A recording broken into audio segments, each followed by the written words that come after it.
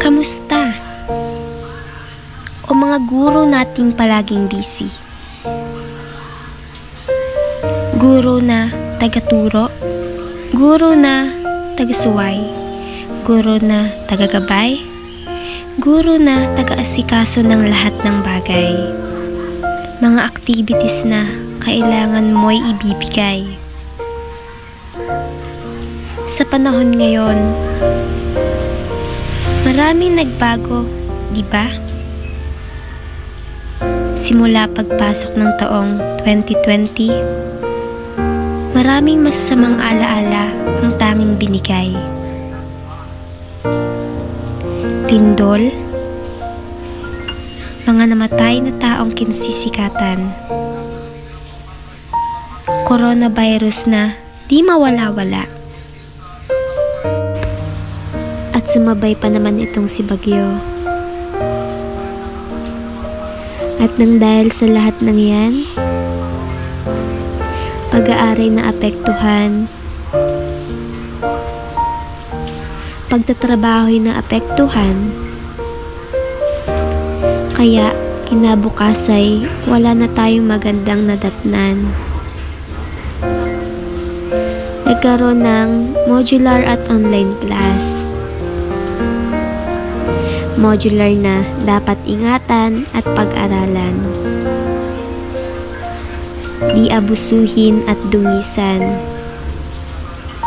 Online class na minsang di maunawaan dahil sa hinahanap-hanap na signal.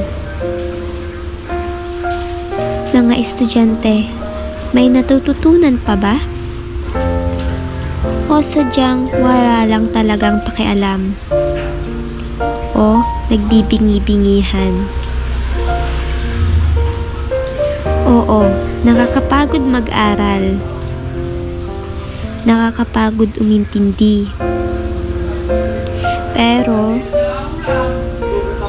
mas nakakapagod magturo ng magturo kung walang umintindi. Mga guro't estudyanteng palaging busy ay kailangan ng pahinga't saya. Ngunit sadyang napakaikli ng panahon. Sabado't Linggo. Sabadong gawain sa bahay ay kailangan matapos. Linggong kailangang magsimba kasama ang pamilya. Pagkatapos ay magsasaya. Saglit na pahinga't saglit na saya'y nakakabitin talaga. Dahil kinabukasay Lunes na. Estudyante, may natutunan na ba? Nakakapagod na ba? O suko ka na? Guro, stress na ba?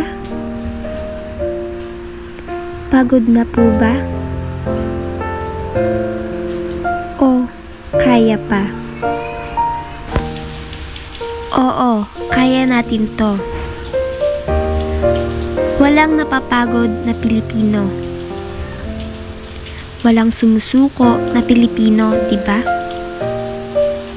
Dahil sabi nila, tanging mga kabataan lang daw ang pag-asa ng bayan. At ikaw, naniniwala ka ba sa sign na yun? Palaging magdasal. At tanging sa Diyos ang malamang tayo kumapit at manampalataya. Pero sa sobrang mga makasalanan na ng mga tao ngayon,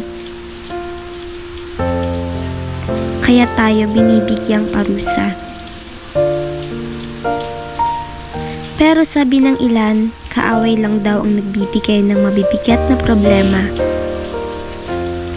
Para ang Ama natin sa langit ang sisihin natin sa mga nagiging problema natin. Pero manatili pa rin may kapit sa Diyos para tayo maging malakas.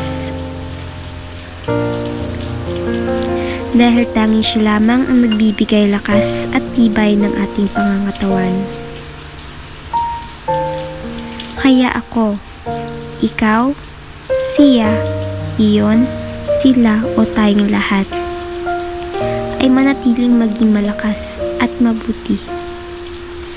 Huwag kang susuko ni mapagod ka man o may matinding problemang dumating.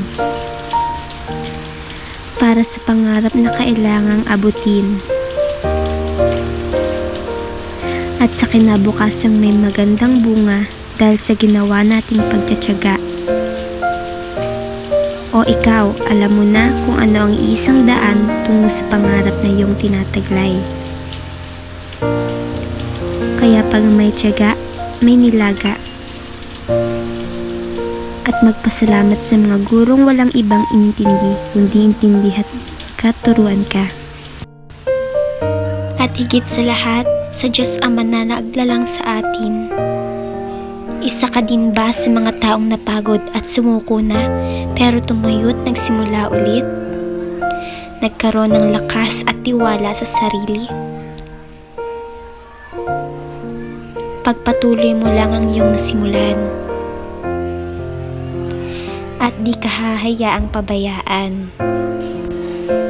Guro't estudyante, maging matatag, lalo na sa panahon ngayon na ating kailangang lampasan. Huwag magsawang umintindit intindihin. Isa lamang ang kailangan nating gawin. Manalangin. Huwag na huwag susuko at mapapagod. Palaging mag-iingat, palaging maging matatag. Isa din po ako sa mga estudyanteng nag-aaral. Napagod at muntikan ng sumuko.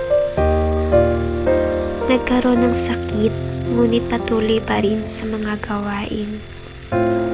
Buti na lang, God is always there and does not neglect every person who is in trouble and will give up. Dahil pinanood mo ito, I hope you get learned about this. I hope you are strong and also do not give up. Kaya mo yan. Kaya ko ito. At kaya natin ito lahat. Reach it your dreams. Achieve your future to be a good person. Naway magsilbi kang gabay sa taong alam mong sumusuko na. At maging halimbawa para magkaroon ng magandang daan tungo sa mabuting Ama nating pinakamamahal. Be happy, don't be sad. Keep safe everyone.